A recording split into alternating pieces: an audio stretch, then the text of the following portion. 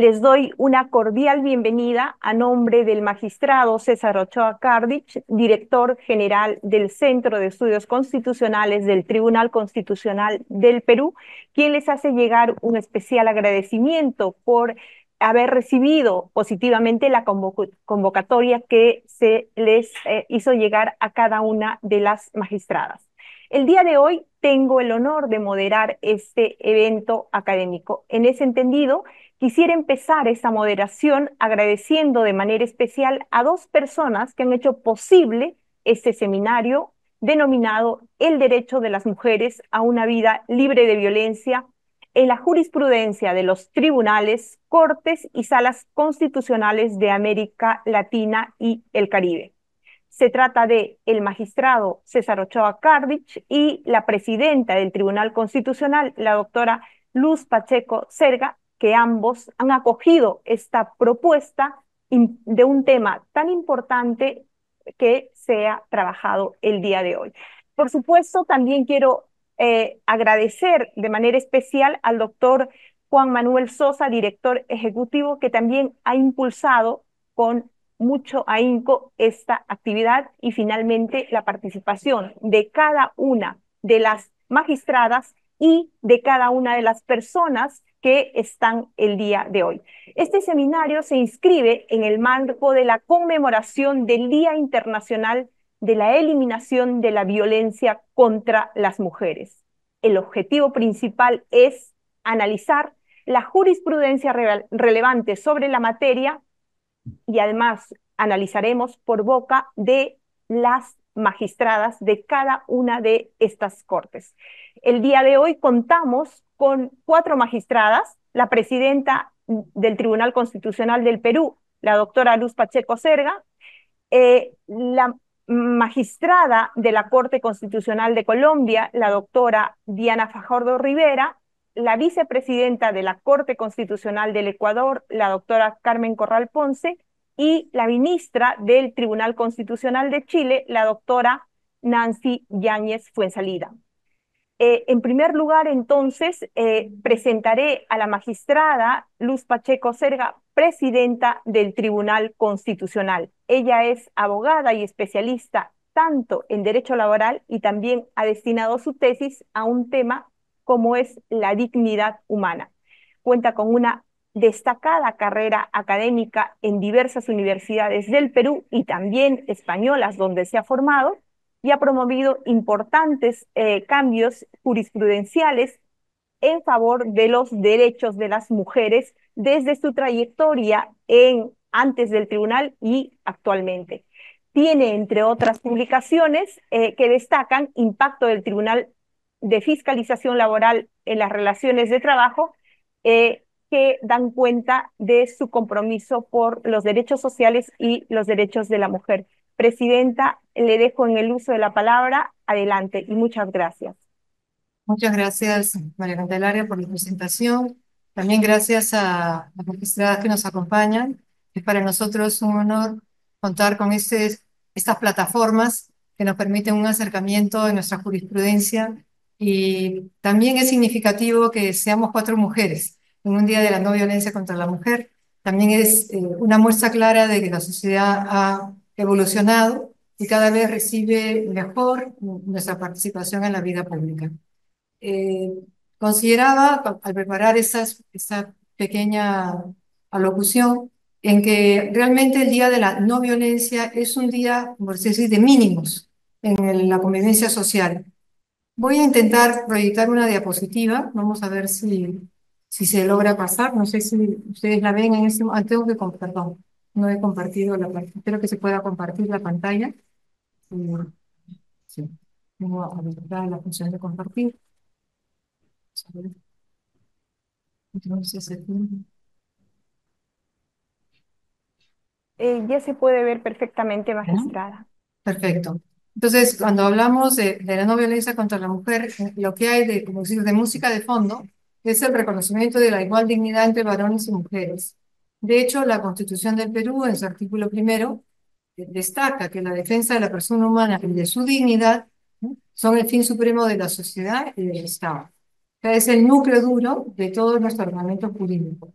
Y el artículo segundo, después de reconocer el derecho a la vida, a la integridad moral, psíquica y física, al libre desarrollo y bienestar, y incluye en esta protección también al concebido, enseguida destaca la igualdad ante la ley, ¿no? Y que nadie debe ser discriminado por motivos de origen, raza, sexo o cualquier otra índole. O sea, no se ha hecho una lista cerrada porque sabemos que la imaginación humana y la capacidad que tenemos los seres humanos no se puede cerrar en una lista a tanto efectos de honrar a una persona como de discriminarla. Por eso, nuestro Estado de Derecho ha previsto que no haya ningún tipo de discriminación que sea negativa, por decirlo así. Me dicen si se sigue avanzando o no la presentación. Hacía referencia a que esa no violencia, tal como está enunciada, es un mínimo ético exigible en la sociedad. Pero estoy segura que nadie se contenta con que solamente no nos maltraten a las mujeres, sino que hagamos realidad lo que dice el artículo primero de la Declaración Universal de los Derechos Humanos, cuando establece que precisamente el reconocimiento de la igual dignidad, por tanto derechos inalienables comunes a todos, esto nos exige a los seres humanos un comportamiento fraternal. Es una palabra que nos hace referencia a la solidaridad, al respeto mutuo, y que tiene que ser, pienso, la meta ética de llegada. No, la de partida es el no violencia, pero la de llegada, lo que tenemos que conseguir es que haya un trato fraternal, respetuoso, de auxilio mutuo, de solidaridad, en definitiva. Y allí, lo comentaba antes de empezar esta breve conferencia, pienso que la misión que tiene la mujer es insustituible como madre y educadora. Si bien es cierto, hemos progresado en el siglo XXI en reconocer que hay una igual responsabilidad en esta tarea educativa, en sacar adelante el hogar, tanto del varón como de la mujer. De hecho, quien tiene la criatura 9 meses y quien logra un vínculo biológico y afectivo mucho más fuerte, de modo natural, es la mujer como madre, aunque también probablemente el padre puede y mucho. Pero es la mujer, la que madre, esposa, la que puede lograr que si en su hogar hay este respeto mutuo, pues que esto se refleje después a nivel de la sociedad en la vida pública. Entonces, creo que esta fecha nos tiene que comprometer a todos en ese cambio cultural para valorar a las personas por lo que son, no por lo que tienen, para superar esa cultura del envase. O sea, la gente está muy pendiente de las apariencias, de la forma, y a veces descuida el fondo, lo que son realmente cada ser humano. Y por eso es fácil llegar a esa cultura de descarte, ¿no?, rápidamente cuando alguien no satisface las propias exigencias. Decía, esto exige de parte nuestra, de parte de todos los que están aquí, que me alegra ver que es un público numeroso, ¿no? Personalmente, es decir, yo cómo puedo mejorar para que en mi ambiente, en donde estoy, ya sea pues en la vida privada, en la vida laboral, en la social, haya una mayor cultura de respeto a todas las personas, empezando por los más vulnerables, entre los que se cuenta también la mujer en el aspecto físico, no necesariamente en otros aspectos. Entonces, ese compromiso nos tiene que llevar, creo yo, ¿no?, a profundizar en el concepto de dignidad humana. ¿Qué significa la dignidad humana? ¿No? Y tenemos que distinguir entre lo que es la dignidad ontológica, o sea, la dignidad propia de la persona, por su modo de ser, por su naturaleza, y aquella que viene más bien ya de su comportamiento. Entonces, uno puede decir, es un concepto vacío de la dignidad, ¿no? O sea, esto de desarrollo de la personalidad, respeto a la libertad, varía de acuerdo al momento o tiene un carácter normativo, que es el que nos habla más bien la Declaración Universal de los Derechos Humanos, porque nos hace notar esa declaración que para que el respeto a los derechos inalienables de todas las personas, el respeto a la dignidad sea una realidad, es imprescindible un concepto unívoco de los derechos.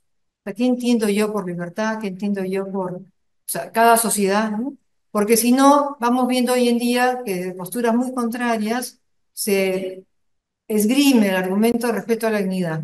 Hay gente que te dice derecho al aborto por respeto a la dignidad. Y te dice no, respeto a la vida del concebido por derecho a la dignidad. En fin, o sí a la eutanasia por respeto a la dignidad, no a la eutanasia y sí a los cuidados paliativos por eso mismo respeto.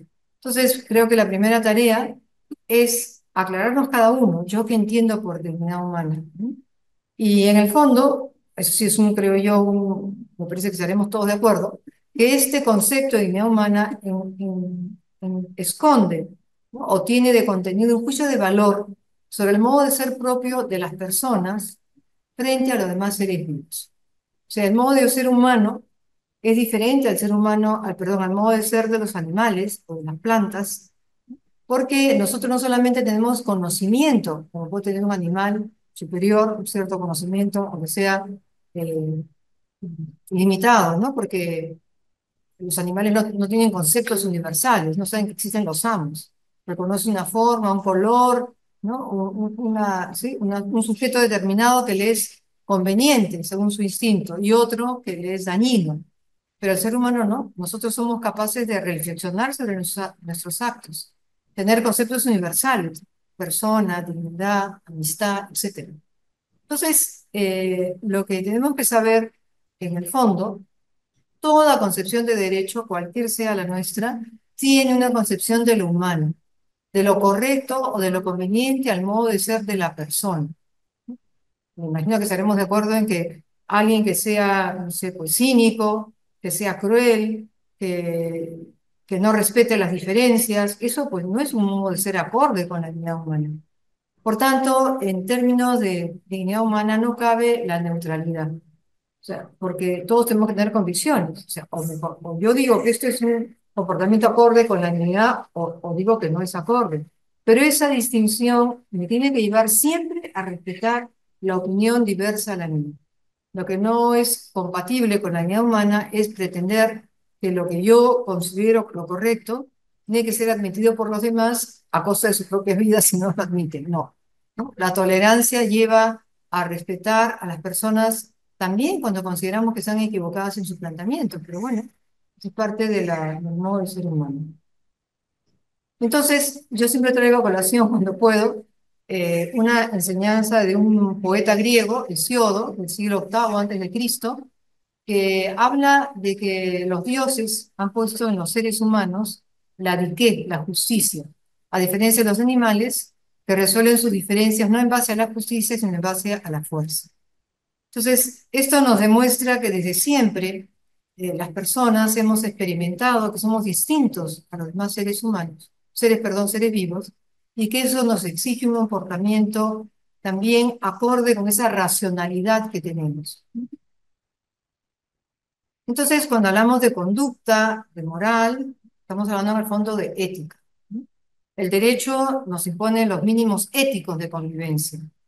Ya la moral nos habla de los máximos para lograr una perfección personal. Y que nosotros que somos magistradas, me imagino todas y todos los magistrados, ¿qué éticas son las que tenemos que defender? La que está en la Constitución. No lo que a cada uno le parezca, porque si no sería un subjetivismo contrario al Estado de Derecho. O sea, tenemos que ver qué ha establecido nuestra Constitución y, de acuerdo a ello, nosotros interpretamos, y es cierto que los principios pueden llevarnos a avanzar, de descubrir discriminaciones que antes no eran consideradas discriminaciones, sobre todo en perjuicio de la mujer, o también en perjuicio del hombre. Entonces, esa justicia nos lleva a dar a cada uno lo suyo, ¿no? Y esto no significa, como dice el tribunal lo ha declarado más de una vez, el nuestro, que la justicia no significa dar a todos lo mismo, porque eso sería una distribución no justa o que pueda ser ciega. Más bien lo que nos dice la jurisprudencia del Tribunal Constitucional peruano es que el derecho a la no discriminación no garantiza que todos los seres humanos sean tratados de la misma forma y siempre y en todos los casos, porque precisamente la justicia lleva a diferenciar. No todo tratamiento jurídico diferente es propiamente un discriminatorio en sentido negativo, ¿no? Porque no toda distinción de trato puede considerarse ofensiva por sí misma a la dignidad humana.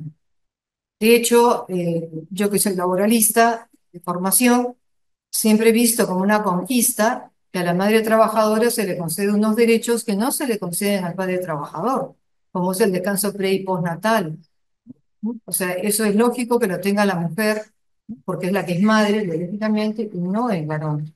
Otra cosa es poder ceder en algún momento, seguir la adopción, otras cosas, ¿no? Parte de este descanso, no del descanso permanente, sino por ejemplo de la lactancia. Cuando es artificial y no natural, pues se puede en unos países ceder parte de esa lactancia al varón, que es el que se ocupa, ¿no?, junto con la madre, de darle, de alimentar a la criatura. Lo que quiero yo resaltar con esto es que no, la no discriminación no trae consigo el igualitarismo, porque el igualitarismo ven, no es conforme al derecho. Entonces, en esta línea, ¿qué tiene nuestra jurisprudencia constitucional? Pues ha recogido lo que hemos experimentado en el siglo XX, ¿no? Que la mujer ha sido revalorizada en su papel en la vida pública, y también el trabajo en sí mismo es considerado un valor, como antes no lo era considerado. Siglo XIX la gente se enorgullecía de no trabajar. Siglo XXI uno se avergüenza de no tener un trabajo, como si fuera casi una culpa de uno, y a veces no culpa del sistema que no nos da la posibilidad. Entonces, las normas que en el siglo XIX eran protectoras de la mujer, en el siglo XX pasaron a ser discriminatorias en perjuicio de la mujer, porque había una sobreprotección que encarecía su contratación y no le daba las mismas posibilidades de desarrollo profesional. Entonces, lo que se ha logrado en este siglo XXI es que la diferencia legislativa respecto al trabajo de la mujer o del varón solo sea respecto a la maternidad o la paternidad, pero en lo demás, a trabajo igual, igual remuneración. ¿Mm? De hecho, el primer convenio de la OIT, el número 3, 1919, es la protección de la maternidad, ¿no?, que se veía que había sido maltratada la mujer por el hecho de ser madre y tener nuevos seres al mundo. El convenio 183 de la OIT del año ya 2000, en su artículo octavo, así como la ley 29783 del Perú, el artículo 66, van protegiendo cada vez más no solamente la maternidad como etapa final, sino también la gestación, ¿no? Y por eso en el Perú una mujer puede pedir el cambio de puesto si acredita que el que está desempeñando puede causarle un daño al concebir, ¿no? Y bueno, también a ella, ¿no? Y también en nuestro país está previsto que una mujer pueda acumular el descanso pre y postnatal junto con las vacaciones, ¿eh?, dándole casi 4 meses a la mujer de descanso, y de ahí también ya sumar el año de la.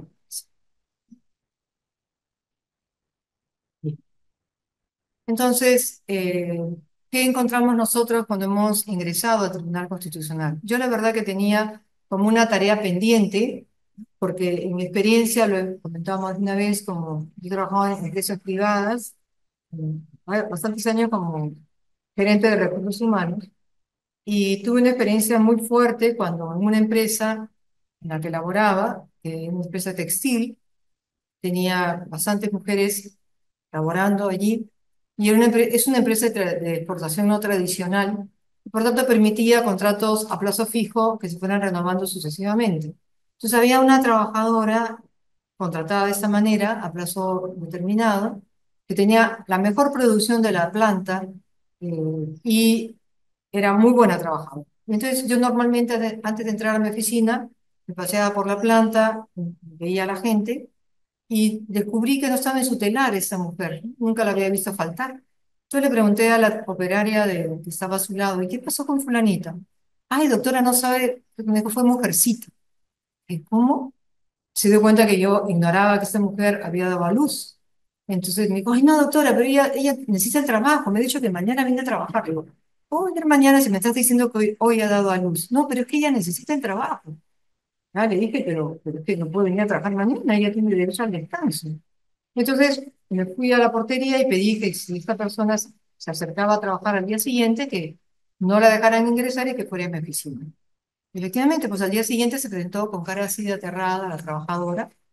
Dije, oye, me he enterado que has tenido una hija, creo que era, ¿no? Bueno, te felicito, pero ¿qué haces aquí? No, doctor, es que yo necesito trabajar. Ya le digo, muy bien, tú tienes derecho a tu trabajo porque has laborado incluso hasta el día anterior de dar a luz, y por lo tanto has acumulado el descanso pre al postnatal, y de ahí tienes derecho a un mes de vacaciones, porque ya has cumplido un año de trabajo en la empresa.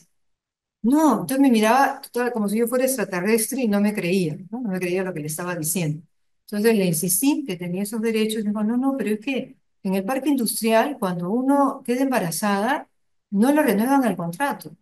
O simplemente se lo extinguen y ya se acabó o te despiden.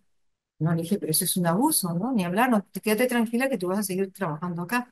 Pero tengo una curiosidad, o sea, porque es diferente cuando una persona sube de peso que cuando está embarazada, ¿no? Y yo no me había dado cuenta que estaba embarazada. Le dije, oye, ¿qué has hecho para que no se note que estás embarazada? Me he fajado. Se había fajado los 9 meses para que no nos diéramos cuenta que había estado embarazada. O sea, eso a mí, la verdad que me marcó muchísimo, que no puede ser que haya este abuso a una mujer, ¿no? Que además de ser una buena trabajadora, pues, tiene una hija con lo que supone de sacrificio, por decir así, ¿no? Y de alegría también, indudablemente. Entonces, ya esto es anecdótico, ya le dije que se fuera con la asistente social para hacer los papeles, y el día siguiente voy a la planta y me la encuentro. Oye, ¿pero qué haces aquí? No, doctor, es que yo necesito el trabajo, pero ya te he dicho que no lo has perdido, que lo tienes. Le digo, ¿por qué han dejado a tu hija con una vecina? Que ni hablar, ¿no? O sea, tú te vas ahorita a tu trabajo. Entonces, al tercer día, la volví a encontrar y le dije, mira, te voy a ver en la planta y te despido. Bueno, fue la única manera de que ya no volviera en esos 4 meses, ¿no? Y gozara su descanso como Dios manda, ¿no? Pero a ese punto de terror, ¿no? De ser capaz de dejar a tu hijo con una vecina, ¿no? Al día siguiente de dar a luz. Entonces, yo cuando ingresé al tribunal, para mí una meta era acabar con esa discriminación en perjuicio de la madre trabajadora. ¿Qué es lo que había en el tribunal como jurisprudencia consolidada? Que cuando una mujer pedía la reposición, ¿no? Y había sido despedida estando embarazada, le concedían la reposición solo si estaba en el año de lactancia. Pero normalmente los juicios duran más de 2 años. Entonces, cuando llegaba al tribunal, pues ya había pasado el año de lactancia, entonces nunca ordenaban la reposición, ¿no? Porque consideraban que esta protección reforzada solamente operaba un año después del parto. Y le decían a lo mejor, bueno, ok, te han despedido mal, no te puedo reponer, pero ahora haz un juicio en sede ordinaria para que te paguen todas las remuneraciones devengadas desde que te despidieron hasta el momento de la sentencia. Me parecía que eso era alargar, ¿no? El viacrucis o el sufrimiento de esta persona, que le estaban diciendo, tienes razón, no te han debido despedir, te tienen que pagar, pero yo no te puedo ordenar el pago, porque aquí en sede constitucional no indemnizamos. Pero yo decía, señores, esto no es indemnizar, esto es pagarle lo que le correspondía, es regresar las cosas al estado anterior a la vulneración. Además, nuestra legislación exigía que si la persona estaba embarazada, para que operase la protección, tenía que haber comunicado documentalmente al empleador su situación. Además, esa protección no operaba en el periodo de prueba, ¿no? Que podía ser de 3 meses si era un trabajador ordinario, de 6 meses o un año si era un trabajador de dirección o de confianza. Entonces, claro, había como muchos vacíos en esta protección que se suponía que era reforzada a la madre trabajadora. Por otro lado, tanto el convenio de la OIT que antes he mencionado, eh, hace referencia a que la protección es objetiva. Si estás embarazada, te protege. No dice si estás embarazada y has comunicado al empleador. No, es objetivo. Por otro lado, el convenio 153 de la OIT establece que no puede ser el motivo de extinción del contrato el haber asumido responsabilidades familiares. Yo decía, si juntamos todas estas normas, tenemos que la madre trabajadora tiene derecho a una protección, haya pasado documentalmente o no su estado de gestación. Entonces, si no protegemos a la mujer en estos casos, estamos recortando su derecho al desarrollo profesional. Entonces, yo consideraba que era indispensable la reposición porque estábamos ante un despido vulneratorio de derecho fundamental, como es el derecho a la maternidad. Y por un principio de economía procesal y de justicia material, había que ordenar el pago de devengados, de salarios caídos, en sede constitucional y no derivarlo a otro lado. Entonces fue con la expediente 02748 del 2021 que resolvimos a finales de 2022 que establecimos estos criterios. Al comienzo yo hice un voto singular, en solitario, pero Dios gracias a mis colegas que también son defensores de la mujer, ¿no? En todo el sentido de la palabra, pues reconocieron que estos eran principios que había que defender y acuñamos el término, recogido también del derecho comparado, del fuero maternal. O sea que una mujer que está embarazada no puede ser despedida sin motivos suficientes. Y recogimos también la definición de despido nulo en estos casos porque la causa que había motivado la extinción del contrato era radicalmente opuesta a principios esenciales del ordenamiento jurídico, ¿no?, en cuanto a violación de derechos de la persona humana que se reputan intangibles, según una definición del maestro Alonso Olea. Entonces, por primera vez con este expediente, nosotros determinamos este derecho a la reposición, al pago de salarios devengados, en sede constitucional, por primera vez en la historia del tribunal, y ahora tengo la alegría de decirles que ya es doctrina común, tanto a nivel del derecho del Poder Judicial, ¿no?, como también del derecho administrativo laboral, ¿no? Entonces, también hemos establecido que este principio de protección opera en el periodo de prueba siempre y cuando el empleador no pueda demostrar que hay una causa objetiva que justifica la extinción. No se trata de que porque está una mujer embarazada hay que mantener el impuesto siempre, no. Si ha cometido una falta grave, no hay motivo para mantenerlo. O si, por ejemplo, la causa objetiva que justificó su contratación, como podría ser eh, un reemplazo de alguien de un tipo determinado, pues cuando regresa la persona que era titular del puesto, también se acaba el contrato, aunque esté la persona embarazada. Lo que sí es que la carga de la prueba del motivo que justifica la extinción es de cargo del empleador, no de la trabajadora. Y también hemos distinguido según se trate de un régimen público o privado, según se trate de un personal de confianza o de no confianza, ¿no?, porque todo eso hace variar, ¿no?, el mandato. Hemos tenido en cuenta siempre lo que manda la Constitución, la Ley Marco del Empleo Público, que establece el principio de meritocracia para tener un puesto estable en la administración pública, ¿no?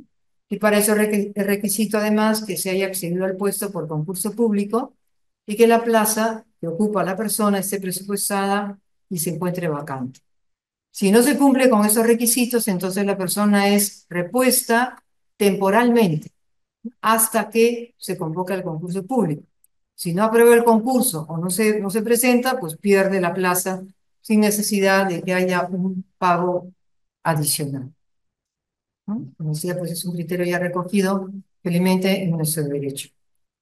Y otros cuatro casos con los que yo quería terminar mi intervención se refieren, uno, al caso de un habeas corpus, que era una señora que había cometido un delito junto con otras tres personas, pero ella había demostrado en el habeas corpus que ella mantenía el hogar y había estado pagando la reparación civil poco a poco con ese trabajo.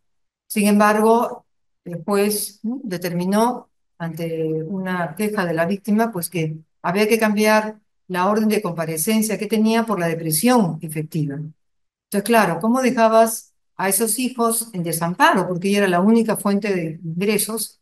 Y entonces dijimos, no, es nula esa resolución del juez porque no tenía en cuenta el interés superior del niño, en cuanto a que esa madre, por un lado, estaba pagando la reparación civil poco a poco, mientras que los otros dos, que eran varones, no habían pagado nada, ¿no? En cambio, ella que pagaba, encima la quería meter en la cárcel, que ya no iba a poder pagar nada, y estaba dejando en desamparo a los niños. Pues ahí también tuvimos una sentencia para cambiar ese criterio. Otro caso importante ha sido el de una capitana militar que fue dada de baja, responsabilizándola del adulterio cometido con otro militar, ¿no?, casado. Pero le echaron la culpa solo porque era mujer. O sea, es verdad que para la disciplina militar hay que respetar el matrimonio, y yo también estoy de acuerdo que hay que respetarlo, pero en este caso esta señora estaba separada de su marido, vivía en otra ciudad, y sí, pues se relacionó sentimentalmente con otro militar casado, pero sin más pruebas decidieron que ella era la que había iniciado esta relación, cuando había podido ser él también, ¿no? Entonces a ella la dieron de baja, pero a él no. Entonces esto era un prejuicio totalmente machista bueno, pues también lo hemos cortado, ¿no? Y había dos cuestiones que yo quería tratar muy superficialmente.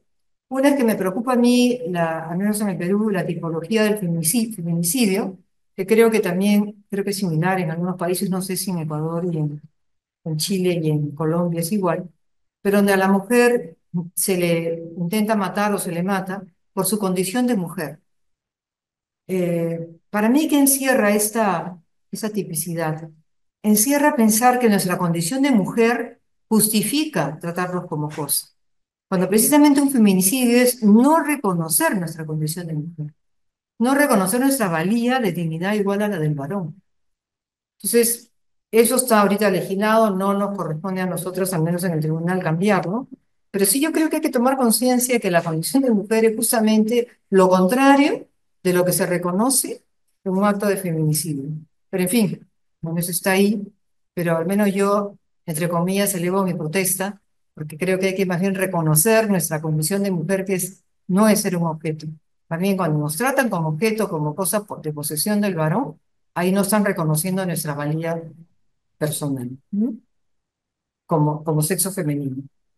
Y el otro tema que me preocupaba, que también quería dejarlo aquí simplemente sentado, era que el ejercicio de la prostitución está comprobado, está muy ligado a la trata de personas y a la cosificación de las personas que se dedican a este oficio. Entonces, yo creo que todo lo que sea carreteras para el ejercicio de la prostitución contribuye a la cosificación de la mujer, a su maltrato, porque la mayoría de las personas que dedican a la prostitución son mujeres. Y al menos en nuestro país ha demostrado que junto a esta ejercicio de la prostitución hay drogas, hay trata, hay violencia. Entonces, en esta línea de la que decía al comienzo de mi intervención, ¿no? Este cambio cultural del respeto, yo creo que hay que defender que la prostitución, si bien es un oficio, no es un trabajo en los términos jurídicos que está en la Constitución, porque no es un derecho y un deber prostituirse, es una decisión de una persona, ¿no? Es una profesión, sí, porque alguien dedica su vida a esto, pero no es trabajo, considero yo, con la protección que le corresponde al concepto de trabajo, de acuerdo a la Constitución peruana y algunas otras sudamericanas, ¿no? Y el derecho comparado. Entonces, más bien, creo que hay que diferenciar, ¿no? Entre ese oficio, ¿no? Que hay que lograr que las mujeres tengan otras alternativas distintas, porque no creo que nadie que aprecie a una mujer de verdad le desee el ejercicio de la prostitución, ¿no? Le deseará que desarrolle otros oficios que le permitan tener un hogar, ¿no? Un desarrollo personal, un ascenso también, en lo que supone el ejercicio de una profesión, ascenso en el sentido de reconocimiento social, de, también de aporte a la comunidad, ¿no? Con su trabajo, el que sea. Entonces, me alegra mucho saber que estamos todas unidas en este defender la identidad femenina, defender el que haya una cultura de respeto mutuo y simplemente he querido poner aquí algunos ejemplos de cómo está trabajando en nuestro tribunal para lograr un mundo de no violencia para la mujer en particular por esta fecha, pero para todos los seres humanos en general. Muchas gracias. Muchísimas gracias, Presidenta, por su participación. La Presidenta ha puesto de relieve fundamentalmente este giro jurisprudencial garantista sobre los derechos de las mujeres en el ámbito laboral que se ha generado en el Tribunal Constitucional por impulso de ella y, como muy bien lo ha señalado, también acogida por los magistrados del Tribunal Constitucional. También ha puesto de relieve la importancia de seguir debatiendo y reflexionando sobre fundamentalmente también la prostitución, un tema complicado que afecta lamentablemente mayoritariamente a las mujeres. Muchas gracias, Presidenta. Quisiera también hacer llegar un saludo a la ministra Yáñez, que ha estado en un evento, a la ministra Nancy Yáñez Fuenzalida, que se ha incorporado. Le agradecemos mucho su presencia, entendemos la recargada agenda que cada una de estas grandes mujeres tiene y por eso un doble agradecimiento porque están aquí, han hecho hueco a sus agendas para decir no a la violencia contra las mujeres. Seguidamente tengo entonces el gusto de presentar a la magistrada de la Corte Constitucional de Colombia, la doctora Diana Fajardo Rivera, que abordará el siguiente tema: jurisprudencia relevante sobre el derecho de las mujeres a una vida libre de violencia en la jurisprudencia de la Corte Constitucional de Colombia. La doctora Fajardo fue presidenta de la Corte Constitucional de Colombia en el periodo 2023-2024. Ella es abogada y politóloga con especialización en gestión pública e instituciones administrativas de la Universidad de los Andes. Cuenta con una experiencia laboral de más de 30 años en los que ha laborado tanto en el sector público como en el privado. y en su trayectoria ha asumido distintos cargos directivos, como en la Agencia Nacional de Defensa Jurídica del Estado. Magistrada Fajardo, es un gusto tenerla el día de hoy con nosotros. Le dejo en el uso de la palabra por 20 minutos. Adelante. Muchas gracias, María Candelaria. Saludo y agradezco al Tribunal Constitucional del Perú, a su presidenta, a su Centro de Estudios Constitucionales por esta amable invitación. Me honra integrar este panel y compartir la palabra con compañeras magistradas del Perú, Ecuador y Chile, a quienes saludo igualmente de manera fraternal. Saludo también a todas las personas que nos siguen por las redes sociales. El Día Internacional de la Eliminación de la Violencia contra la Mujer es una fecha que produce sentimientos encontrados. De un lado, simboliza un compromiso valioso por avanzar en la erradicación de la violencia, pero también nos recuerda lo lejos que estamos. Al revisar la Convención de Belén do Pará hace ya casi 2 décadas, la Corte Constitucional de Colombia reafirmó su validez, pero también advirtió que la violencia y la discriminación contra la mujer estaban muy arraigadas en la sociedad. Son múltiples los avances desde aquella sentencia de 1996, empezando por quienes tomaron la decisión, que en ese momento eran 9 hombres, mientras que hoy, 2 décadas después, varias mujeres logramos abrirnos paso entre las cortes. Sin embargo, las estructuras de dominación y discriminación se rehúsan aún a desaparecer. Las cifras de violencia contra la mujer, con todo y subregistro, generan terror. Tan solo en el primer semestre de 2024 se reportaron 412 feminicidios en mi país. Los datos desmienten el imaginario de la violencia como un episodio distante que ocurre en espacios aislados y se comete por un extraño fuera de control. Los agresores en realidad están más cerca de lo que quisiéramos admitir y pueden pasar desapercibidos en el hogar, el colegio, la universidad o el trabajo. La violencia contra las mujeres es hoy en día omnipresente y sin embargo muchas veces no la vemos ni la denunciamos. Es una sombra que acecha a las mujeres desde incluso antes de nacer, pues se subroga la competencia para decidir sobre la maternidad y la forma de engendrar. De niñas, algunas son juzgadas por su manera de vestir o el color de su cabello. De niñas, muchas sufren el acoso y sus cuerpos son transgredidos antes que ellas mismas puedan reconocerlo.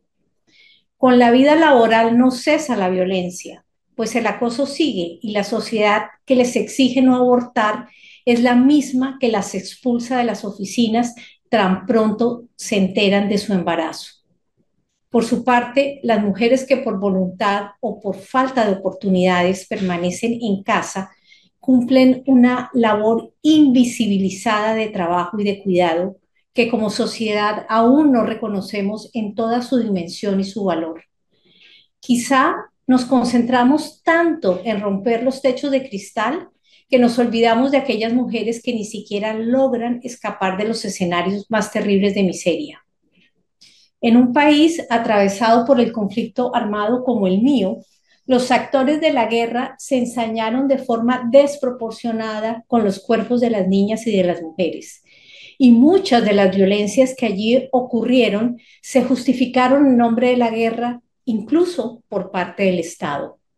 Algunas sobrevivientes aún hoy continúan buscando con valentía a sus familiares desaparecidos. Y para agravar las cosas, hacemos parte de una sociedad que se escandaliza y reprocha a las mujeres que denuncian las formas de violencia, a quienes se les exige esperar en silencio que sus reclamos se resuelvan por los caminos institucionales, caminos que en ocasiones revictimizan y refuerzan los ciclos de impunidad. Me excuso por un panorama o un relato tan sombrío, pero me parece importante recordar las razones por las cuales estamos hoy aquí. No les mencioné casos hipotéticos, sino expedientes que llegaron a convertirse en sentencias de la Corte Constitucional colombiana y que tienen nombres y rostros concretos. Ignorar estas realidades y refugiarnos en las abstracciones del derecho impide reconocer las múltiples manifestaciones de la discriminación sobre sectores especialmente vulnerables y para quienes no basta una constitución que en abstracto predique la libertad e igualdad de todos los seres humanos. En este contexto, común a muchos países, resulta necesario reflexionar sobre cómo la Administración de Justicia puede ayudar a visibilizar, enfrentar y garantizar el derecho a una vida libre de violencias y cómo puede contribuir. Para esto resulta clave retomar el concepto de la perspectiva de género.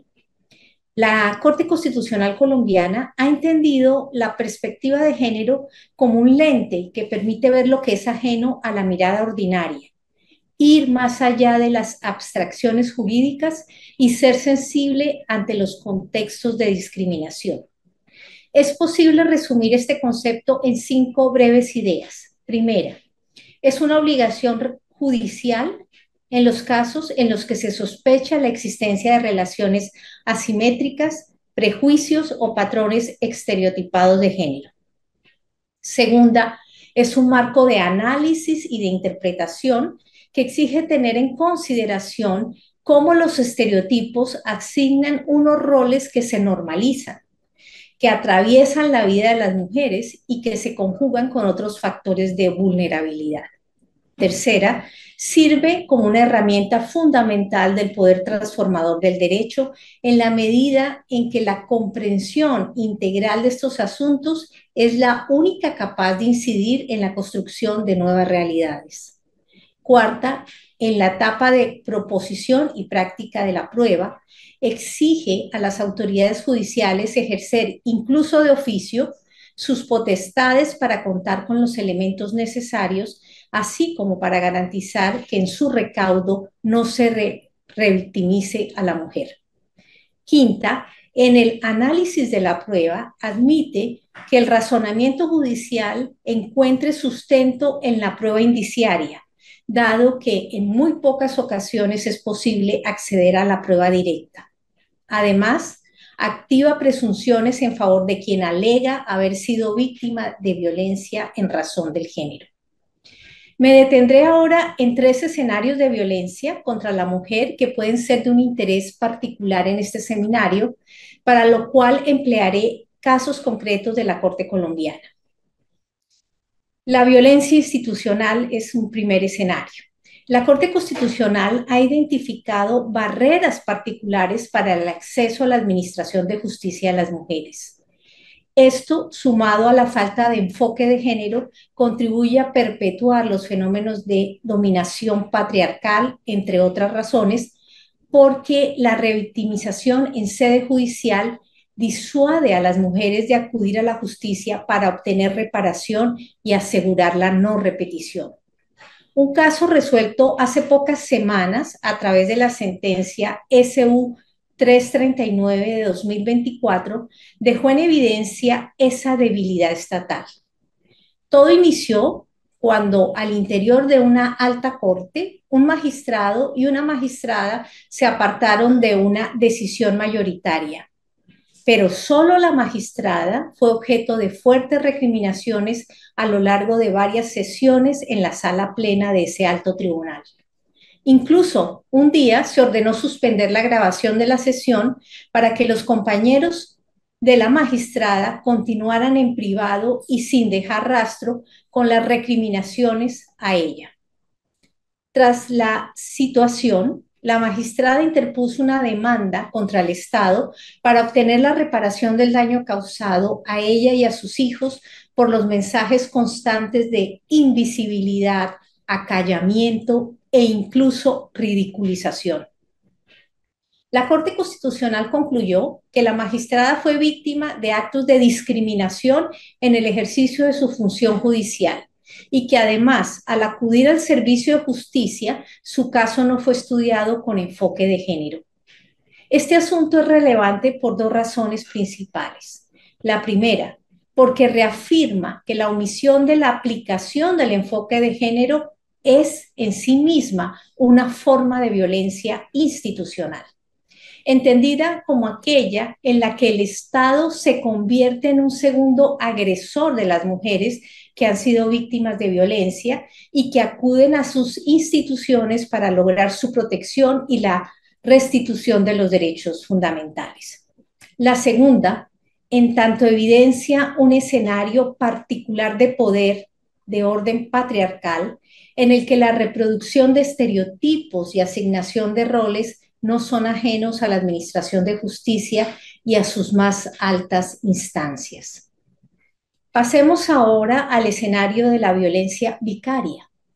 Este tipo de violencia, que fue introducida en el año 2012 por la psicóloga clínica Sonia Vaccaro, da cuenta de un tipo de violencia indirecta contra la mujer, en tanto busca causarle daño a través de una tercera persona, usualmente hijo o hija, padre o madre, que es instrumentalizada. Y por lo general va de la mano con la violencia institucional de las autoridades estatales que la fomentan o la permiten. La Corte Constitucional ha dicho que la violencia vicaria toma un lugar privilegiado en procesos en los que se definen posiciones de derecho sobre hijos e hijas y en los que no se toma en cuenta el riesgo de privilegiar la continuación de relaciones usualmente paterno-filiales cuando hay evidencia de situaciones de violencia contra la mujer. Por ello, en la sentencia T-526 del 2023, al analizar un caso sobre el régimen de visitas, la Corte recordó que no es un derecho de los progenitores, sino de los niños, niñas y adolescentes, que las autoridades deben fijar las visitas privilegiando el interés superior de los hijos e hijas, pero además que las autoridades deben adoptar medidas adecuadas para que los niños, niñas y adolescentes ni su madre sean afectadas como consecuencia de esos espacios de encuentro permitidos y regulados por el Estado.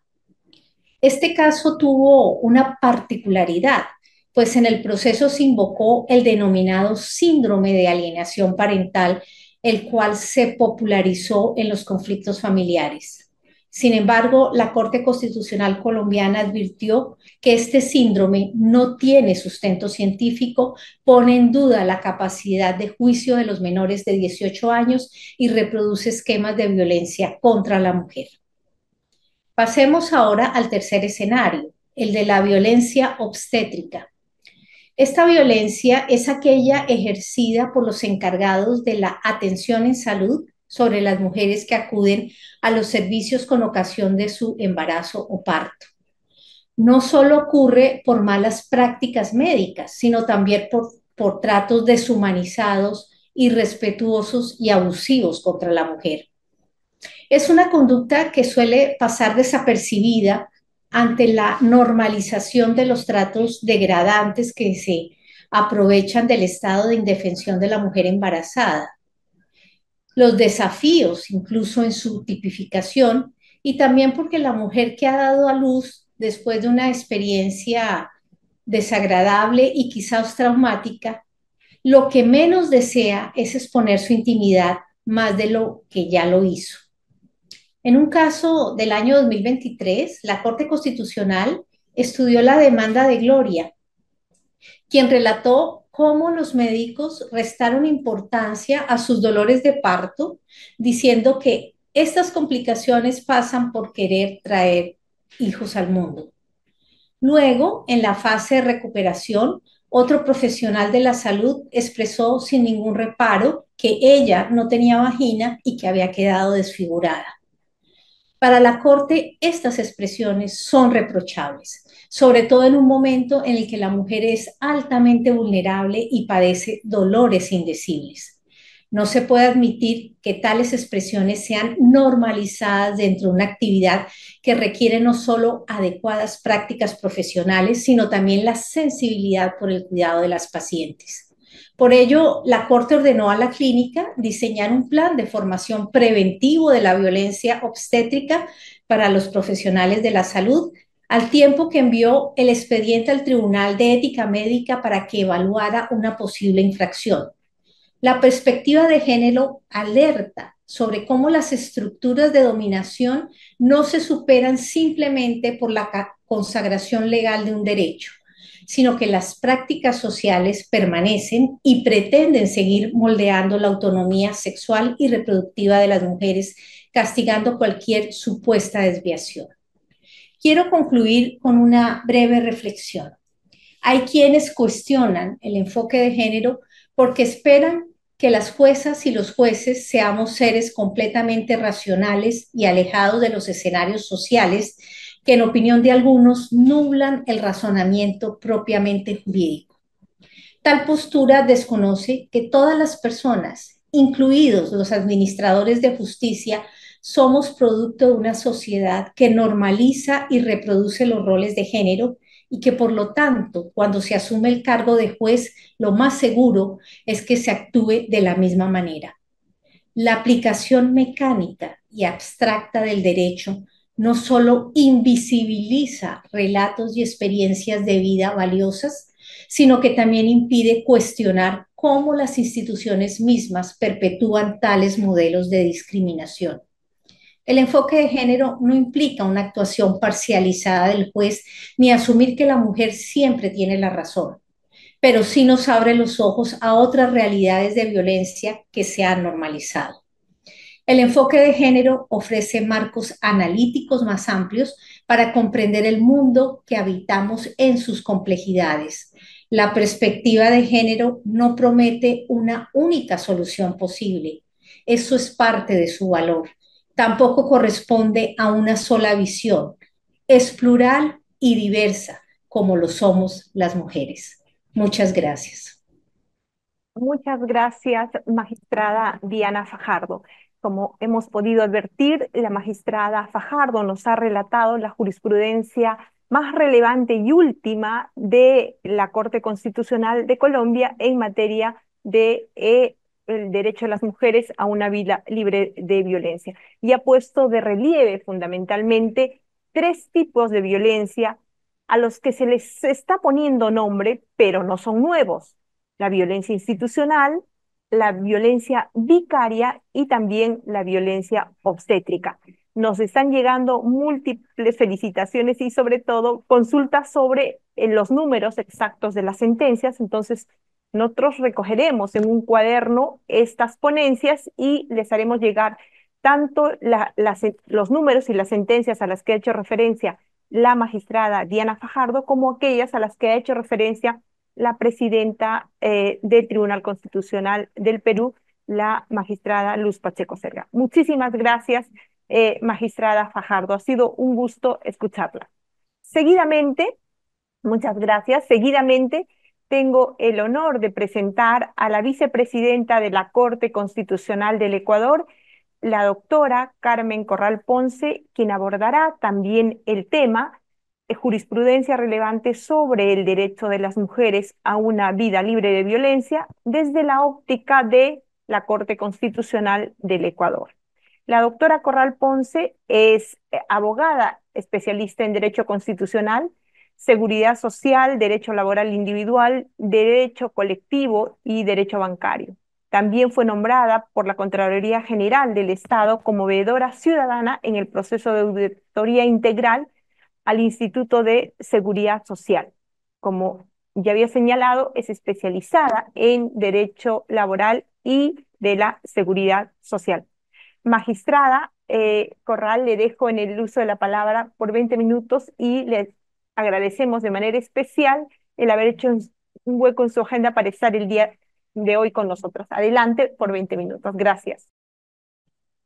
Muchísimas gracias por la introducción, María Candelaria. Un gusto y un honor compartir este panel con magistradas de Perú, Colombia, Chile. Realmente me parece una iniciativa excelente. Les felicito al Centro de Estudios del Tribunal Constitucional Peruano y agradezco mucho por esta invitación. El tema que nos convoca sin duda es de trascendental importancia y coincido con las exposiciones de Luz y de Diana en que realmente las cifras están muy alejadas de haber combatido la violencia contra la mujer. Y realmente tenemos que seguir trabajando mucho en ello y es importante justamente este tipo de eventos para poder visibilizar todos los tipos de violencia que aún están presentes en nuestra sociedad. Voy a compartir la pantalla. Yo he traído un tema que es también novedoso. En primer lugar, quiero empezar la exposición desde la perspectiva legislativa del Ecuador, qué es lo que trae nuestra Constitución, que rige desde el año 2008 respecto de la no violencia y de la igualdad de la mujer en nuestro país y obviamente en la región. Los artículos 66, 144, 341 establecen normas específicas que reconocen el derecho a las personas a vivir una vida libre de violencia en todos los ámbitos y en especial protección para las mujeres frente a la violencia de género. Se enfoca en la erradicación de la vida de violencia familiar y el género como parte de la política pública. Asimismo, se establece como derecho constitucional el principio de igualdad entre hombres y mujeres, incluyendo la protección contra la violencia basada en género. Nuestro Código Integral Penal, por su parte, también tiene varios artículos en donde se tipifica la violencia de género, incluida la violencia intrafamiliar, el acoso sexual, la violencia psicológica, física, sexual y económica. Algunos artículos abordan además otros delitos relacionados contra las mujeres como el feminicidio, la violencia psicológica, la violencia sexual y otras formas de abuso. Tenemos nosotros desde el año 2018 fue emitida la Ley Orgánica Integral para prevenir y erradicar la violencia contra las mujeres. Ha sido un instrumento muy importante en la lucha contra la violencia de género en Ecuador. Este establece mecanismos de prevención, sanción y erradicación de la violencia contra las mujeres y promueve una respuesta integral del Estado para proteger a las mujeres. Esta ley tiene su importancia en que la propuesta es un cambio de chip en la mentalidad de todos los ecuatorianos para visualizar la violencia y combatirla. También el Código de la Niñez y Adolescencia del año 2003 protege a las niñas y adolescentes del abuso y violencia, garantizando su derecho a vivir una vida libre de violencia en el hogar como en la sociedad. La normativa internacional, como ya fue mencionada también, el Ecuador es suscriptor de la CEDAW, de la Convención de Eliminación de toda forma de discriminación desde el 81. Asimismo, estamos nosotros como país suscritos a varias convenciones, como es la Convención de Belén do Pará, el Protocolo de San Salvador, asimismo la Plataforma de Acción Beijing del 95, la Convención de Ginebra y Protección de Derechos Humanos. Yo les he traído además cifras que no he conseguido tan recientes, pero sí tienen cierta actualidad y que son importantes sobre violencia contra la mujer en Latinoamérica. Tenemos que el informe de la CEPAL sobre violencia de género en América Latina y el Caribe del 2020 estima que 1 de cada 3 mujeres en la región ha sufrido violencia física o sexual de parte de su pareja o a lo largo de su vida. En relación con los feminicidios, el Observatorio de América Latina ha documentado que en algunos de los países como Argentina, Brasil y México, el feminicidio es un fenómeno creciente con tasas preocupantes. Por ejemplo, en México, en el 2019 se reportaron más de 1.000 feminicidios al año y las cifras siguen aumentando. En su estudio global de violencia contra las mujeres, la OMS, en el 2013, indicó que el 35% de las mujeres en todo el mundo ha experimentado violencia física o sexual y en América Latina los números son similares, incluso más altos en algunos países. En el estudio global de violencia contra las mujeres, sí, esto está. Según el informe de la ONU Mujeres en el 2020, la violencia de género sigue siendo una de las principales causas de muerte y discapacidad para las mujeres en la región de Latinoamérica. Se estima que aproximadamente el 50% de las mujeres de la región ha experimentado alguna forma de violencia a lo largo de su vida, ya sea física, psicológica, sexual o económica, además de violencia doméstica como las más prevalentes. El tema que yo quise compartir con ustedes es este tema que también es ahora muy común y que tal vez no es tan palpable, pero que ahora, de acuerdo a la virtualidad que vivimos en el mundo, existe y se transmite una violencia cibernética contra la mujer. Así tenemos que el informe de la Comisión Europea sobre violencia de género, aproximadamente 1 de cada 10 mujeres de la Unión Europea ha experimentado alguna forma de violencia cibernética, como el ciberacoso, la difusión no consensuada de imágenes íntimas o el acecho digital. Asimismo, de acuerdo al EDIRECT del 2021, 1 de cada 10 mujeres de 15 años y más en México ha sido víctima de algún tipo de violencia digital, como el acoso en línea, la difusión no consensuada de imágenes o el acoso cibernético. ONU Mujeres, por su parte, destacó que el 25% de las mujeres jóvenes entre 18 y 34 años han experimentado algún tipo de violencia también en línea. Esta cifra depende de la región, pero resalta el grave impacto de las plataformas digitales en la violencia contra las mujeres. Según un estudio de la Fundación Thomson Reuters, en el 2018, asimismo, 1 de cada 3 mujeres en línea en todo el mundo ha experimentado algún tipo de abuso o acoso cibernético, y este fenómeno se intensifica en países con menos acceso a legislación y protección digital. Por su parte, el Cyber Civil Rights Initiative de Estados Unidos encontró aproximadamente 1 de cada 25 mujeres ha sido víctima de la difusión no consensuada de imágenes íntimas, también conocido como pornografía de venganza. Este tipo de violencia cibernética afecta principalmente a mujeres jóvenes. Según la OEA, el 15% de las mujeres de América Latina ha sufrido algún tipo de violencia cibernética, asimismo en países con prevalencia mayor entre Brasil, Argentina, México, incluye el ciberacoso, acecho digital y el uso no autorizado de imágenes. Por su parte, la Oficina de Alto Comisionado de Naciones Unidas, ACNUR, indica que al menos en 10 países el 40% de mujeres ha experimentado violencia cibernética, y en algunos países como Siria y Afganistán, esta cifra es aún más alta debido a la protección y a la falta de protección, a la impunidad. Por último, el informe Global Pew Research Center sobre la violencia en línea encontró aproximadamente el 50% de mujeres jóvenes de 19 a 29 años en los Estados Unidos reportaron haber sido víctima de acoso y acecho. Es así que nosotros en Ecuador tuvimos un caso, y que es lo que quiero compartir con ustedes, de la sentencia 2064-14P del 2021 sobre la divulgación no autorizada de fotografías íntimas de una mujer. Se trató este tema con mucha responsabilidad y siendo de actualidad para poder sentar estándares que protejan a la mujer en este sentido, obviamente también a todo el mundo que es acosado o que tiene problemas de acoso en la virtualidad. Este caso es un caso interesante, se trata de un habeas data en el que la mujer solicita la eliminación de sus fotografías personales e íntimas en posesión de otra persona natural, siendo esta última además quien amenazó con la difusión de las fotografías y que enseñó las mismas a los padres de la titular.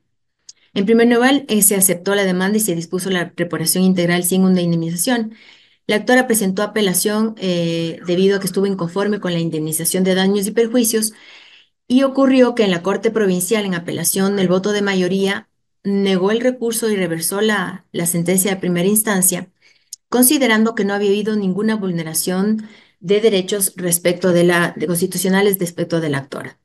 La actora presentó una demanda de acción extraordinaria de protección en contra de la decisión de segundo nivel, acción que fue admitida por la Corte Constitucional del Ecuador.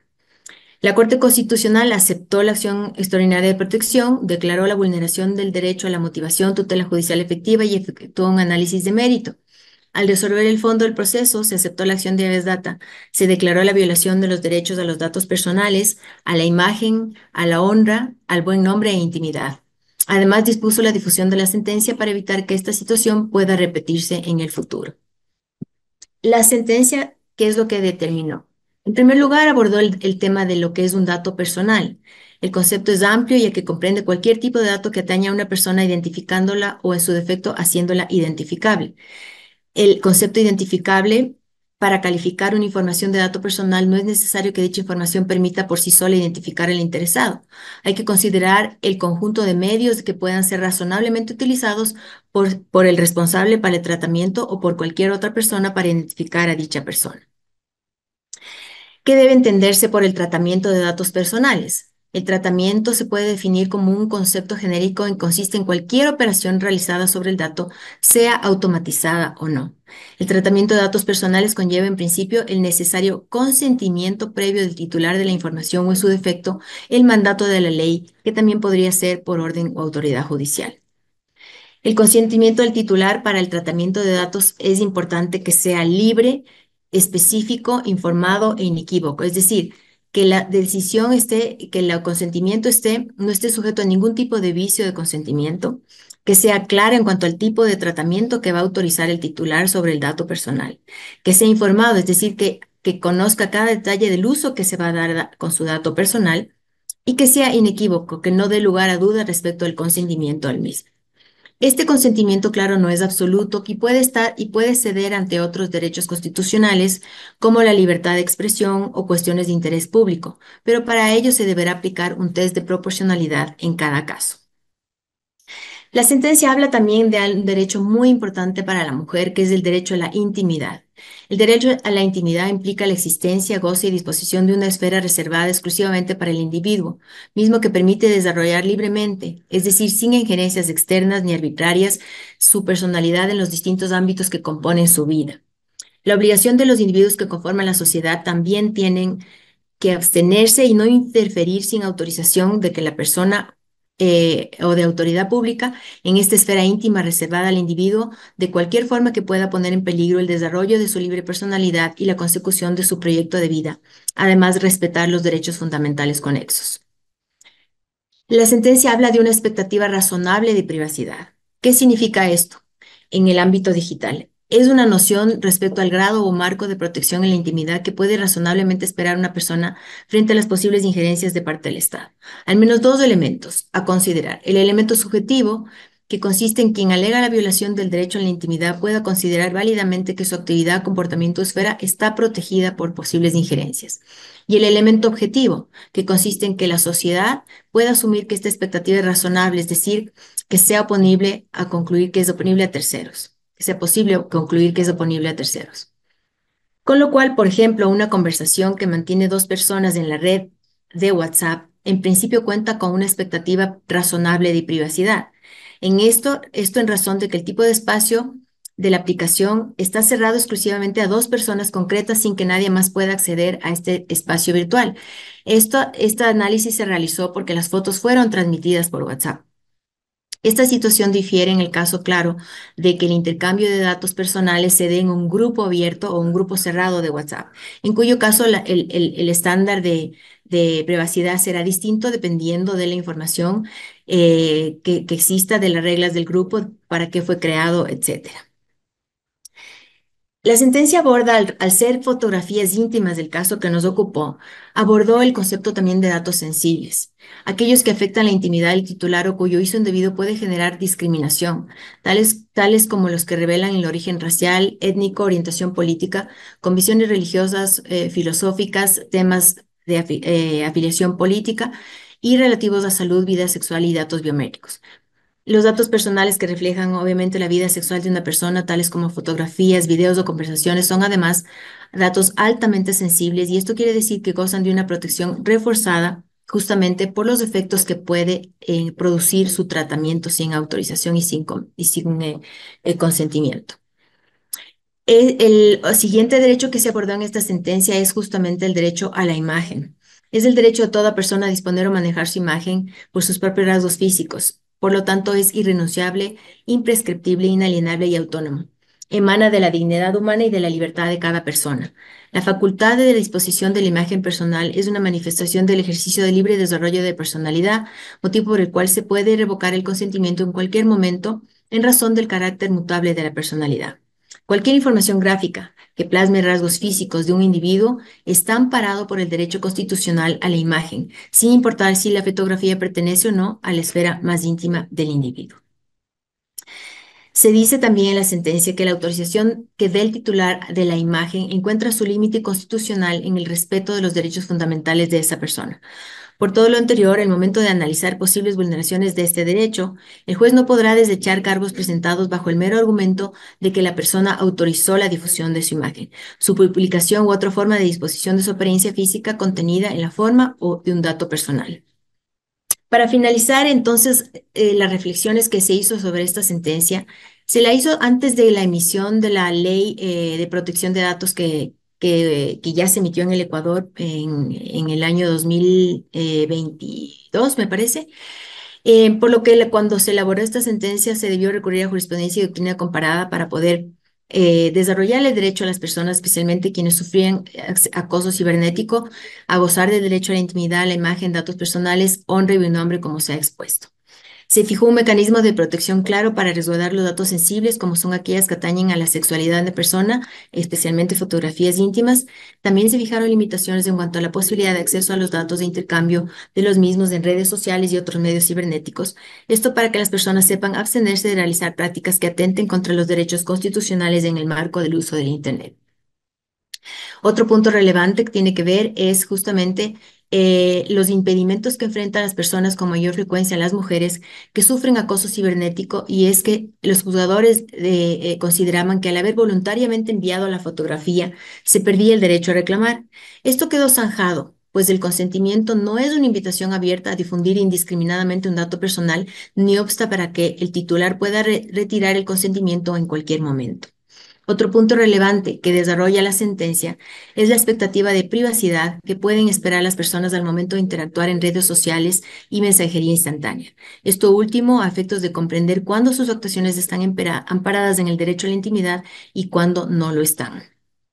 Es así que el uso de Internet, pese a sus claras ventajas, no viene vacío de desafíos. El gran desafío que sigue experimentando el derecho con respecto al uso del Internet y redes sociales o aplicaciones de mensajería instantánea es poder determinar responsabilidades ante un medio que permite y facilite el anonimato, mientras que permite una difusión masiva de un dato sensible capaz de generar consecuencias nefastas para el titular de la información. Con esto, mi última reflexión sería preguntarnos todos los días si es que al nosotros difundir fotografías que nos llegan por WhatsApp, estamos o no llegando a la violación de derechos constitucionales de las personas titulares de esos datos sensibles. Esta sentencia nos hace reflexionar y sobre todo nos hace ver la importancia que tiene los controles y regulaciones también en el ámbito del ciberespacio para poder proteger también a la mujer frente a la violencia cibernética. Muchísimas gracias. Muchísimas gracias, doctora Carmen Corral. La magistrada ha puesto de relieve también un tipo de violencia que con el avance de las TIC se hace presente como el acoso cibernético. Le damos un agradecimiento especial por su presencia el día de hoy. Seguidamente voy a presentar ya a nuestra última conferencista, a la ministra del Tribunal Constitucional de Chile, la doctora Nancy Yáñez Fuenzalida. La ministra Yáñez centrará su participación, su ponencia en la jurisprudencia relevante sobre el derecho de las mujeres a una vida libre de violencia en la jurisprudencia del Tribunal Constitucional de Chile. La ministra Yáñez es doctora en Derecho, máster en Derecho Internacional de los Derechos Humanos por la Universidad de Notre Dame de Estados Unidos. Integró la Comisión Especial de Pueblos Indígenas entre 1990 y 1993 y es especialista entre otros, en derechos de los pueblos indígenas. Ministra Yáñez, muchas gracias por aceptar la invitación el día de hoy y será un gusto y un honor escucharla. Adelante, tiene usted el uso de la palabra por 20 minutos. Muchas gracias. Bueno, muchísimas gracias. Un saludo cordial para la magistrada Luz Pacheco, presidenta del Tribunal Constitucional, y para las magistradas Diana Fajardo y Carmen Corral. Muchas gracias por esta invitación. Es un honor, sin lugar a dudas, estar hoy día con ustedes. Voy a compartir la pantalla para mi presentación. Creo que ahí se ve. Perfectamente, ya se ve, ministra. Presentación del principio. Perfecto. Bueno, en el día de hoy voy a compartir con ustedes la jurisprudencia del Tribunal Constitucional en la materia, no en relación al derecho de las mujeres a una vida libre de violencia. Y quiero partir dando cuenta del marco normativo desde las normas más recientes que regulan este derecho en mi país. La ley 21.675 estatuye medidas específicas para prevenir, sancionar y erradicar la violencia contra las mujeres en razón del género. Es una norma integral destinada a prevenir la violencia.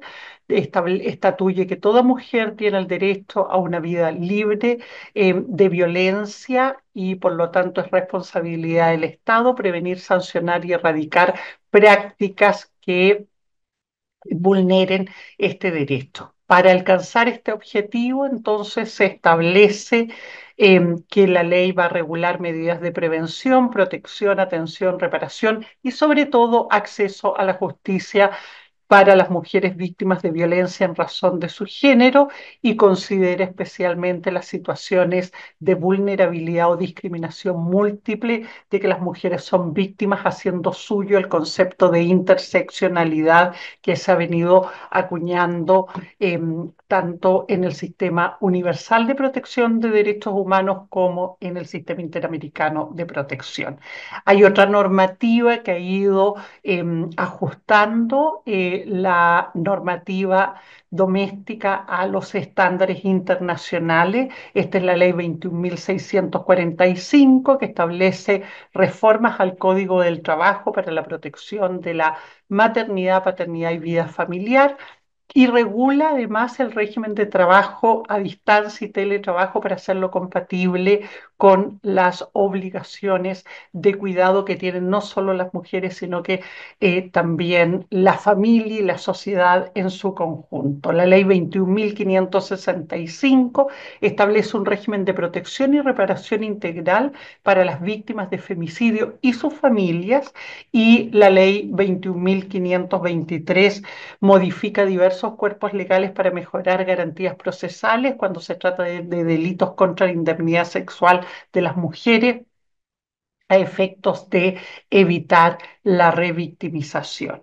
En nuestro país el marco regulatorio está dado también por las normas de derecho internacional y hacía referencia en particular a aquellas del Sistema Interamericano de Derechos Humanos, como es la Convención Interamericana para Prevenir, Sancionar y Erradicar la Violencia contra la Mujer, que es la Convención Belén do Pará.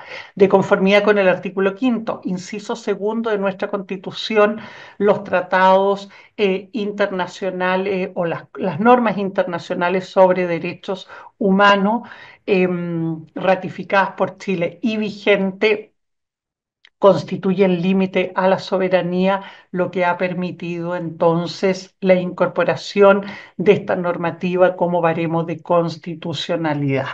La ley 19.611 incorporó el principio de igualdad entre hombres y mujeres en nuestro texto constitucional. También es importante tener en consideración la ley 21.030, que en nuestro país despenaliza la interrupción voluntaria del embarazo en 3 casos fundamentalmente: cuando la vida de la mujer está en peligro, cuando el feto tiene una inviabilidad letal, cuando el embarazo es resultado de una violación. La ley fue promulgada en el año 2017. Establece que la mujer que quiere interrumpir el embarazo por estas causales debe manifestar por escrito su voluntad. Si es menor de 14 años, se requiere la autorización del representante legal. Entre 14 y 18 años, si bien la mujer no tiene la mayoría de edad para obrar por sí misma en el mundo del derecho, sí en este ámbito se reconoce su autonomía a efectos de poder expresar su voluntad, y si es suficiente informar al representante legal. Perdón, estoy teniendo algún problema para pasar la siguiente diapositiva. Ahí estoy, perfecto. Con este marco normativo quiero analizar la jurisprudencia del Tribunal Constitucional, siendo necesario referir a los asistentes que el Tribunal Constitucional de Chile, a diferencia de la mayoría de los tribunales constitucionales en la región, no tiene la acción de amparo para la tutela de derechos fundamentales. lo que tiene es un control normativo de leyes y otros cuerpos legales a efectos de garantizar la supremacía de la Constitución. Y lo que le corresponde entonces realizar, lo que le corresponde entonces es efectuar una interpretación conforme de estos textos con la Carta Fundamental y establecer en el marco de sus competencias si están o no acorde con el texto constitucional. En este ejercicio, por cierto, que garantiza no solo las normas orgánicas de la Constitución, sino que en forma especial las normas que regulan los derechos fundamentales. Las competencias principales del Tribunal Constitucional se dan, una, el control de las leyes a efectos de que éstas se adecúen al texto constitucional. Y segundo, conoce a través del requerimiento de inaplicabilidad por inconstitucionalidad de los efectos que pueden generar las leyes ya aprobadas por el Parlamento, hayan o no pasado por el control preventivo de constitucionalidad del Tribunal Constitucional, efectos de prevenir que generen efectos inconstitucionales en el caso concreto. Dicho esto, quiero analizar la siguiente sentencia. La sentencia que se pronuncia en control preventivo sobre la ley que acabo de referir y que establece la despenalización de la interrupción voluntaria del embarazo en 3 causales, a fin de compartir con ustedes cuáles fueron los criterios jurisprudenciales del Tribunal Constitucional para determinar la conformidad de esa normativa con el texto constitucional que no se pronuncia en forma explícita sobre la interrupción del embarazo. También analizar 2 sentencias del Tribunal Constitucional que se pronuncian sobre la misma normativa, y es la inconstitucionalidad de preceptos legales incorporados en una ley, que es una ley del año 66, conocida como la Ley Pascua, que contempla normas que rebajan los delitos contra la indemnidad sexual en ese territorio, teniendo en consideración las particularidades culturales del pueblo Rapa Nui, que es el pueblo que desde tiempos inmemoriales habita ese territorio indígena. En tercer lugar, referirme a una sentencia a través de la cual el Tribunal Constitucional se pronuncia respecto a las garantías procesales en el marco de un delito constitutivo de violencia de género cometido por agentes del Estado, exigiendo la aplicación de los estándares internacionales en la materia. También quiero referirme a una sentencia en la cual el Tribunal Constitucional ha no solamente aplicado el enfoque de género, sino que también ha aplicado el concepto de interseccionalidad para dar cuenta de las circunstancias de múltiple discriminación que pueden generarse en el caso de una mujer adulta mayor padeciendo discapacidad, si es que se le exige la interdicción para poder actuar válidamente en el mundo del derecho, limitando la posibilidad de ser salvaguardada en sus derechos por medio de un defensor público. También nos referiremos a las normas que impiden la aplicación de penas sustitutivas cuando se trata de delitos contra la indemnidad sexual, y finalmente el rechazo de un requerimiento de inconstitucionalidad presentado en contra de la ley que regula los establecimientos educacionales y proscribe la educación no sexista. Vamos por parte. En primer lugar, respecto a la sentencia 3729, que regula la despenalización de la interrupción voluntaria del embarazo en 3 causales en nuestro país, se rechaza el requerimiento parlamentario por medio del cual se cuestionaba la despenalización del aborto en nuestro país. Se sostiene que se trata de decidir sobre la manera en que se protege la vida. Se protege la vida de las mujeres a través de los siguientes criterios interpretativos. El legislador tiene un ámbito de discrecionalidad inherente a las regulaciones inherente en esta materia, en donde está amparado por una presunción de constitucionalidad que combina al Tribunal Constitucional a hacer una interpretación sistemática de la Constitución, y en el marco de esta interpretación sistemática, permitir que el texto constitucional se adecúe a las actuales circunstancias de la vida social. Sobre este último criterio interpretativo, el Tribunal Constitucional establece que hay cambios en el derecho constitucional, que hay cambios en la normativa interna y en el derecho internacional que favorecen la autonomía decisoria de las mujeres a efectos de garantizar la plenitud el derecho de las mujeres a la dignidad en igualdad y derechos que no debe ser obviado por el intérprete. Una de las cuestiones que está, perdón, garantizadas en la Constitución y que guían la interpretación del tribunal es el pluralismo garantizado en la Constitución, la autonomía del derecho de las mujeres como personas, el derecho penal concebido como última ratio y el derecho de los pacientes, toda vez que las causales que aquí están consideradas son casos de extrema gravedad que pueden poner en riesgo la vida de la mujer por la inviabilidad del feto o por la circunstancia de estar amenazada su vida por las complicaciones del embarazo. Y el tercer caso es el ser víctima de delitos de violencia contra las mujeres, uno de los más graves de ellos, como es el delito de violación. El Tribunal Constitucional, en su considerando 36, establece lo siguiente: distintos cuerpos normativos han buscado profundizar y desarrollar los derechos de la mujer, la generación de una institucionalidad destinada a promover la equidad de género, la igualdad de derechos y procurar la eliminación de toda forma de discriminación arbitraria en contra de esta y establecer medidas afirmativas a su favor.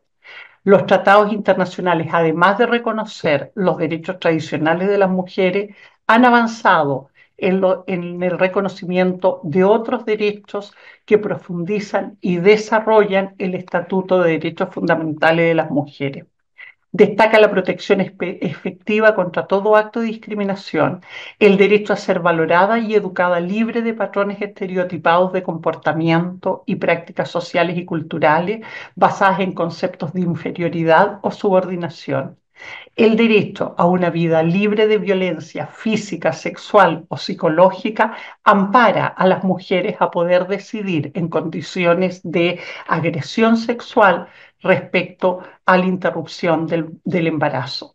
El derecho a una capacidad jurídica idéntica a la del hombre, entre otros,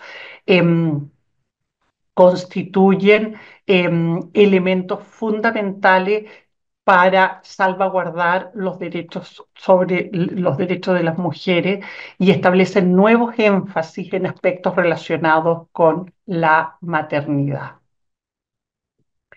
El tribunal va concluyendo en sus argumentaciones señalando que las causales que están tipificadas reflejan, primero son causales expresamente tipificadas en la legislación, reflejan situaciones extremadamente graves, tienen estrictos requisitos y buscan que la mujer no sea sometida a reproche penal por la interrupción del embarazo en circunstancias particularmente graves de su vida. El proyecto de ley no desprotege al que está por nacer. Sigue habiendo delito de aborto, solo libera el reproche penal en 3 causales sometidas a estrictos requisitos que no dependen de la sola voluntad de la mujer.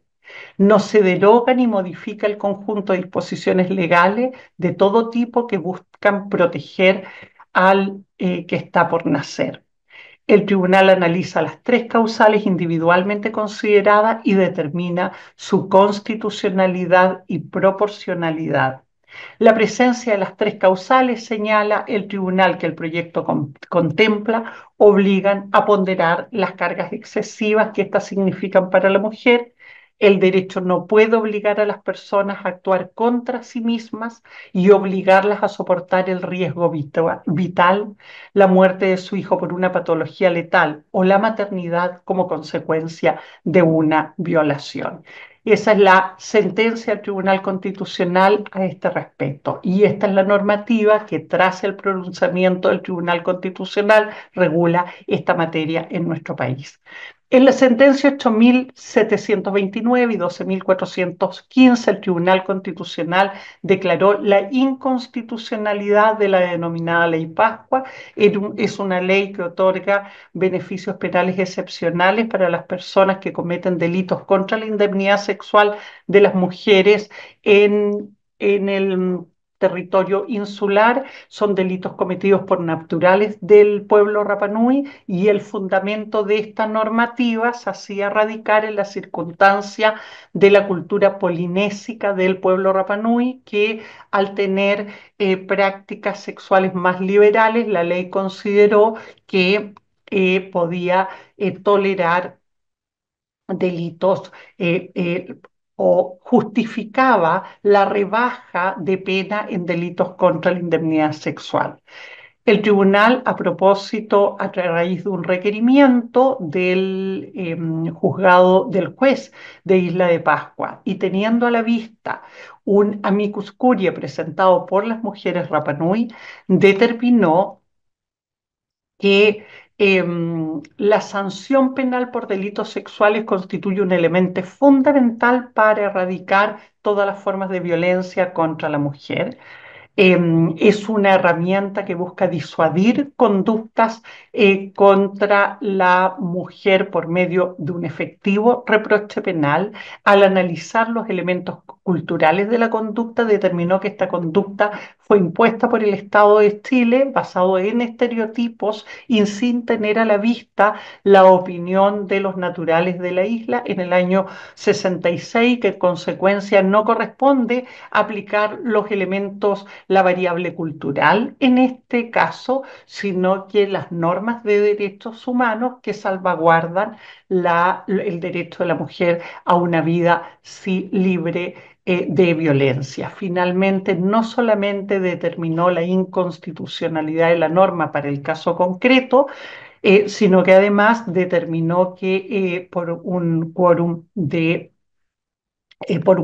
agravado que establece la normativa, que la norma no debiera ser eliminada permanentemente del sistema normativo por vulnerar la Constitución, particularmente el derecho a la igualdad ante la ley y el derecho de las mujeres, el derecho de las víctimas a un debido proceso, porque finalmente colocaba a las víctimas en indefensión, permitiendo el cumplimiento de 2/3 de la pena en libertad. En una sentencia más reciente, la 13.011 del año 2022, el Tribunal Constitucional se pronunció respecto a la facultad que tiene el Ministerio Público de no perseverar cuando no cuenta con todos los antecedentes para poder levantar un proceso penal respecto a una persona que está siendo sindicada por un delito. Pero en este caso particular, el Tribunal Constitucional determinó que esta decisión es una decisión administrativa, se da en la fase investigativa y no está sometida a control judicial. El tribunal estimó que era indispensable que en este caso concreto tuviera un control judicial porque la persona sindicada como victimario de un caso de maltrato habitual, con imputado además por delitos de lesiones, violación o aborto, era miembro de la Fiscalía y por lo tanto un agente del Estado, circunstancias en las cuales no se aseguraba no se le daba a la víctima las garantías necesarias de un justo y debido proceso, para lo que era necesario un control judicial ex post. El Tribunal Constitucional, en este caso en particular, aplicó los estándares internacionales en la materia y consideró dos elementos que son fundamentales: el deber de investigar con la debida diligencia en el caso que involucra a agentes del Estado, e investigar sin sesgos de género son obligaciones contraídas por el Estado que deben ser salvaguardadas con los mecanismos apropiados para un justo y racional procedimiento. En la causa 12.174 es una causa que involucraba a una adulta mayor con una situación de discapacidad, en donde se estaba debatiendo la posible enajenación de un inmueble hereditario respecto al cual había una comunidad hereditaria, sin que ella hubiera tenido la protección de un curador. El juez partidor se negó a solicitar la presencia de un curador ad litem para esta persona, argumentando que era necesario la declaración de interdicción de la requirente. El Tribunal Constitucional estableció que el contar con un curador era fundamental para asegurar el efectivo ejercicio de sus derechos en juicio, que la exigencia de un juicio paralelo de interdicción imponía una exigencia especialmente gravosa, y que por lo tanto, y que además conspiraba contra contra los estándares internacionales en términos de promover la autonomía, en la medida de lo posible, la autonomía de las personas mayores. De modo que, encontrándose establecido la necesidad de darle una cautela en juicio, no era necesario o declarar su interdicción conspiraba contra la posibilidad de ejercer su autonomía sin perjuicio de contar con la asesoría especializada para salvaguardar el derecho a la defensa que el Estado está obligado a garantizarle. Pero por otro lado determinó que se trataba de una mujer, persona mayor, con discapacidad, lo que justificaba la necesidad de contar con una defensa, con una debida defensa pública, aplicando el criterio de la interseccionalidad, pero también se pronunció respecto a que los derechos que estaban en juego era el derecho a la vivienda, porque el bien sometido a partición era la vivienda donde habitaba la adulta mayor, y aplicó la Convención de Belém do Pará, pero al mismo tiempo también la Convención Interamericana sobre los derechos de las personas mayores. No sé cómo estoy en el tiempo, María Candelaria. Creo que voy a cerrar con porque ya estoy más bien en el tiempo, voy a cerrar con un último pronunciamiento del Tribunal Constitucional en relación con la ley que promueve la educación no sexista en establecimientos educacionales y que dio lugar a la sentencia 15.276.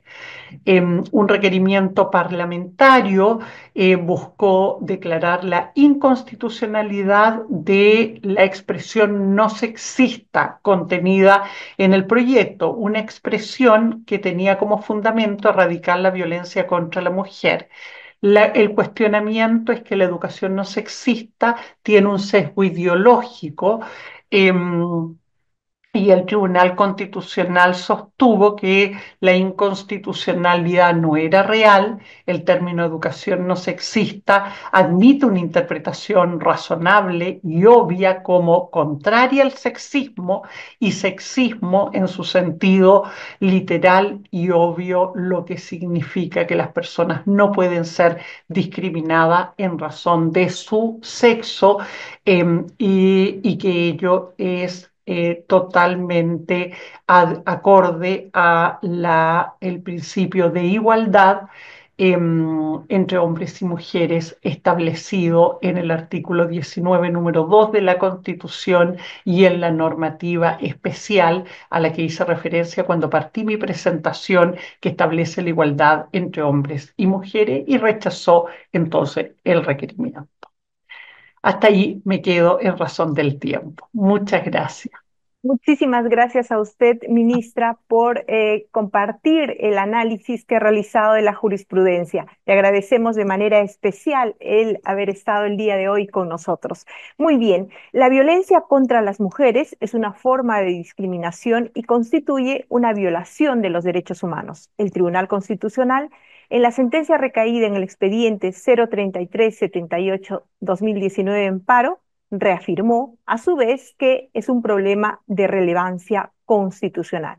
Bajo esta premisa, en el marco de la conmemoración del Día Internacional de la Eliminación de la Violencia contra las Mujeres, el Centro de Estudios Constitucionales del Tribunal Constitucional, bajo la dirección del magistrado doctor César Ochoa Cardich, organiza este seminario internacional, El Derecho de las Mujeres a una Vida Libre de Violencia, en la jurisprudencia de los tribunales, cortes y salas constitucionales de América Latina y el Caribe. En su primera sesión contó con la participación de la presidenta del Tribunal Constitucional del Perú, la doctora Luz Pacheco Serga, la doctora Diana Fajardo Rivera, magistrada de la Corte Constitucional de Colombia, la doctora Carmen Corral Ponce, vicepresidenta de la Corte Constitucional del Ecuador, y la doctora Nancy Yáñez Fuensalida, ministra del Tribunal Constitucional de Chile, a quienes les reiteramos nuestro agradecimiento por compartir su valioso análisis y el avance jurisprudencial sobre los derechos de las mujeres a una vida libre de violencia. Asimismo, quisiéramos agradecer a todas y cada una de las personas que han asistido virtualmente a este seminario y a quienes nos siguen por las redes sociales. Finalmente, quisiéramos invitarles a participar el día de mañana, que tenemos también 4 magistradas abordando esta temática. Tendremos a la doctora Josefina Ochoa, magistrada de la Corte Constitucional de Guatemala, la doctora Eunices Vázquez Acosta, magistrada del Tribunal Constitucional de la República Dominicana, la doctora Jamie Pinilla Arroyave, magistrada auxiliar de la Corte Constitucional de Colombia, y la doctora Julia Elizabeth Cornejo Gallardo, magistrada del Tribunal Constitucional Plurinacional de Bolivia. Entonces, muchas gracias, doctoras, por su disertación el día de hoy y les comprometemos a participar en los próximos eventos. Hemos dado por concluida la sesión de hoy. Gracias a todas y todos. Muchas gracias. Muchas Gracias. gracias. Muchas gracias. Buena tarde, hasta luego. Gracias.